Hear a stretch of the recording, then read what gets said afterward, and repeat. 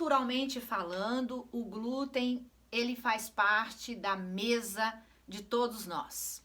Vou contar um pouquinho a história para vocês sobre o glúten e por que eu acho que ele não é bom para a saúde. No começo, se a gente dá uma passeadinha na história da civilização, a gente vai ver que antigamente o homem, essencialmente, ele caçava e comia. Esses eram mais os bárbaros. Já do lado da Grécia, os grandes pensadores, eles achavam que isso era uma barbaria, que era muito difícil matar um animal para poder comer.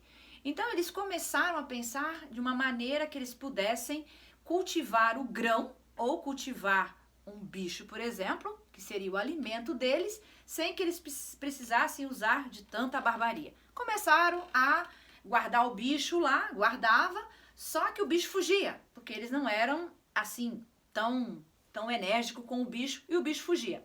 Aí entenderam que eles podiam plantar e colher os grãos e começaram a fazer isso. Só que eles faziam as receitas deles, preparavam as receitas deles, comiam, só que aquilo ali não tinha como muito armazenar aquilo ali. Aí a história diz, e isso é a história quem diz, porque pode haver controvérsias, e os italianos, por favor, me perdoem se eu estiver falando alguma coisa, alguma banalidade aqui, porque eu vou mexer na panelinha de vocês, e isso pode não ser agradável. Mas é a história, é o que eu aprendi da história. Os italianos, eles muito inteligentes, pensaram assim: bom, se já temos o grão, vamos começar a beneficiar isso daí. Vamos transformar isso aí em alimento que possa durar mais tempo.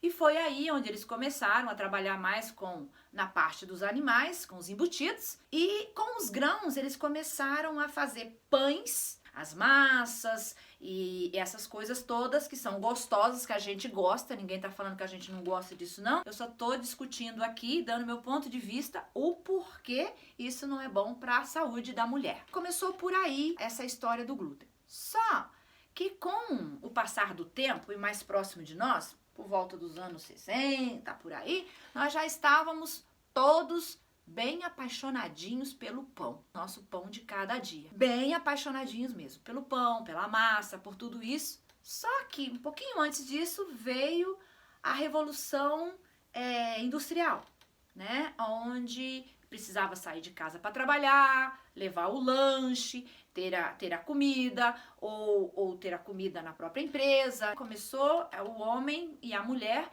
ambos saírem para trabalhar. E a mulher não tendo muito mais tempo dentro de casa, a indústria alimentícia logo pensou nisso, falou: opa, vamos arrumar um jeito da gente ter esse alimento muito mais prático ali numa gôndola de supermercado, bem na altura dos olhos da pessoa, para facilitar a vida. E assim começou a história. Só que daí veio uma outra inteligência aí e criou um tipo de glúten modificado. Lá pelos anos 80, mais ou menos, uma grande empresa, ela criou o glúten modificado. Ela teve o direito de fazer os estudos dela e lá por volta de 95, ela realmente teve patente dessa modificação que é feita no grão do glúten, mais precisamente na proteína do glúten. Eu não vou entrar em detalhe qual é a sequência ali que traz essa modificação nessa proteína.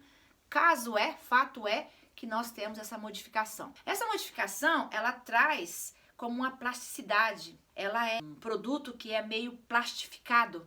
E isso que dá... vocês às vezes ouvem um padeiro falar: vamos trabalhar o glúten. Ou às vezes essas moças que fazem essas receitas maravilhosas aí pelo YouTube, elas falam: vamos trabalhar o glúten, né? Tem que trabalhar o glúten para dar aquela elasticidade toda. E essa elasticidade toda, essa maior elasticidade que a gente está tendo agora mais no glúten, nada mais é que para ajudar a aumentar a produção do produto. Então, se 1 quilo de glúten fazia 2 pães, hoje a gente pode fazer 10. Então, essa elasticidade aumenta a quantidade do produto. Essa é a primeira coisa. Uma outra coisa é para a conservação do produto. Faz com que conserva muito mais tempo. Esse agente que eles modificaram dá para esse pão mais tempo de vida. Aqui na América a gente vai ter um pão com mais durabilidade. O pão que pode ficar vários dias sem que ele fique seco. é dado, entre outros componentes que são postos no pão, tem esse glúten que faz com que dá essa elasticidade, mas dá esse volume também no pão e faz com que ele fique com aquela casca bem sequinha, aquela casca que a gente ama bem sequinha, e dentro ele tá mais fofinho. Isso criado, isso patenteado, nós não temos mais como tirar isso do mercado. A indústria entendeu, tinha o material, a empresa foi lá, criou o produto, tá tudo certo, tá tudo bem, nós não temos mais como mudar isso daí. Isso começou a entrar,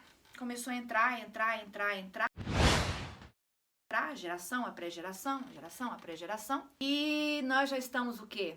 De 80 para cá, a gente já está aí uns 40 anos, de repente, comendo esse glúten que ele é modificado. Eu disse para vocês que eu ia explicar a diferença entre o glúten na Europa e o glúten aqui. Rapidamente, assim falando, a Europa, ela resistiu. Por quê? Porque o pão pro francês a Revolução Francesa aconteceu porque os plebeus foram lá falar pro rei que estava enfraquecido, dai nós nosso pão de cada dia. Então, o pão é importante. Para a Itália, importantíssimo. Então, o que eles fizeram? Eles lutaram um pouco e essa empresa que ganhou essa patente, ela não teve muita força para entrar ainda. Mas ela entrou sólida mesmo na Ásia e na América. Então, da América do Norte, daqui do Canadá, da onde eu estou falando com vocês agora, até a Patagônia, se planta glúten transgênico.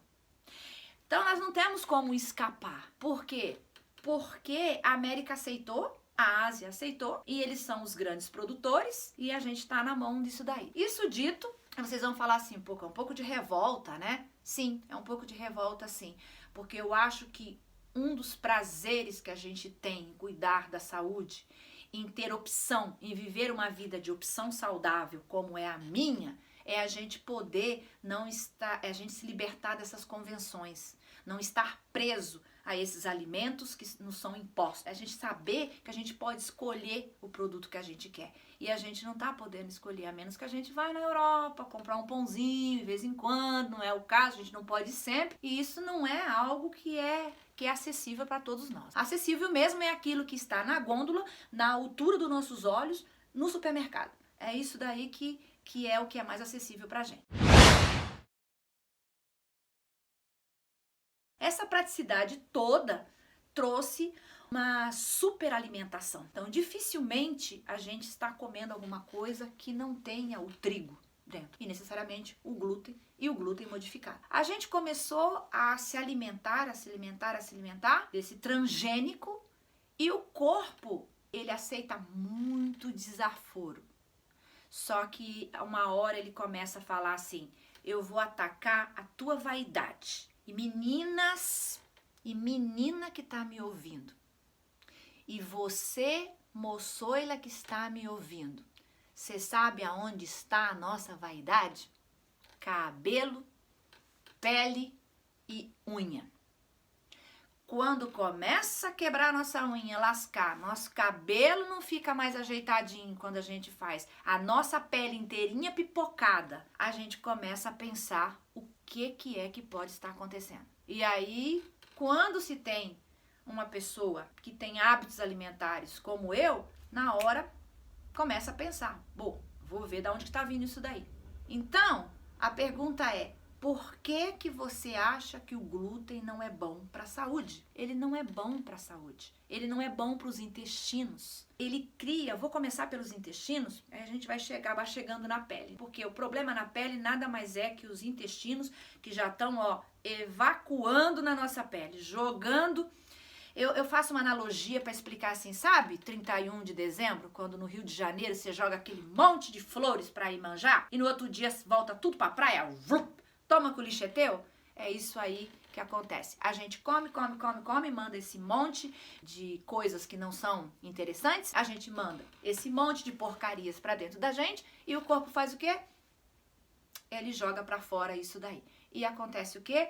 Erupções na pele, acne, rosácea, problema de mancha de pele. Por quê? Porque os intestinos não estão mais aguentando.